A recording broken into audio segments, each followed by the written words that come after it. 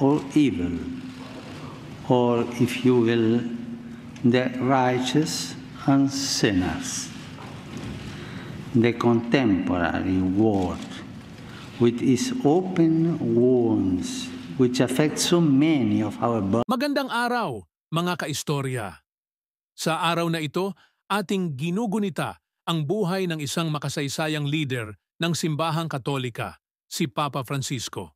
Siya ang kauna-unahang Papa mula sa Latin America at isang Jesuita na nagbigay ng bagong mukha sa pagiging Santo Papa. Halina't balikan natin ang kanyang buhay, mula sa kanyang kabataan hanggang sa kanyang pagpanaw ngayong araw, April 21, 2025, dito sa Pinoy Wisdom.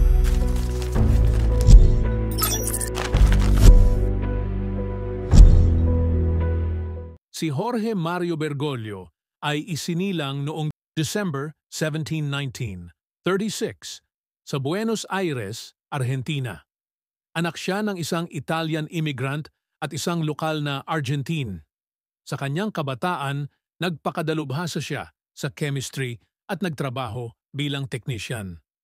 Ngunit sa edad na 21, matapos ang isang malubhang sakit sa baga, naramdaman niya ang tawag ng Diyos at pumasok sa Society of Jesus noong 1958.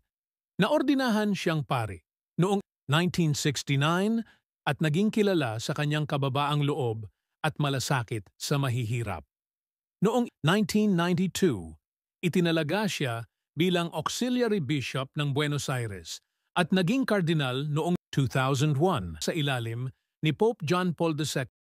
Kilala siya sa kanyang simpleng pamumuhay. Madalas siyang sumakay ng pampublikong transportasyon at naninirahan sa isang maliit na apartment kaysa sa marangyang tirahan ng mga obispo. Noong March 13, 2013, sa edad na 76, si Bergoglio ay nahalal bilang ika-266 na Santo Papa. Pinili ang pangalang Francis bilang parangal kay Saint Francis of Assisi. Siya ang kauna-unahang Papa mula sa Amerikas, unang Jesuit Pope, at unang hindi Europeyong Papa matapos ang halos isang milenyo. Ang kanyang pamumuno ay kilala sa pagiging progresibo. Isa sa kanyang mga kontrobersyal na pahayag ay ang "Who am I to judge?" patungkol sa LGBTQ+ community. Bukod dito, tinuligsan niya ang katiwalian sa loob ng Vatican at nagsagawa ng mga reforma upang gawing mas bukas at responsable ang simbahan. Aktibo rin siyang nagsalita laban sa climate change, economic inequality at iba pang isyong panlipunan. Sa mga huling taon ng kanyang buhay, si Pope Francis ay humarap sa iba't ibang isyong pangkalusugan. Noong February 2025, siya ay naospital dahil sa double pneumonia at bahagyang pagkasira ng kidney. Bagaman siya ay pinalabas ng ospital noong March 23, patuloy ang kanyang pakikibaka sa kalusugan. Noong April 2025, sa kabila ng kanyang karamdaman, nagbigay siya ng huling Easter blessing mula sa St. Peter's Basilica. Ngunit kinabukasan, April 21, 2025, siya ay pumanaw sa edad na 88 sa kanyang tirahan sa Vatican's Casa, Santa Marta. Ang pamana ni Pope Francis ay hindi matatawaran.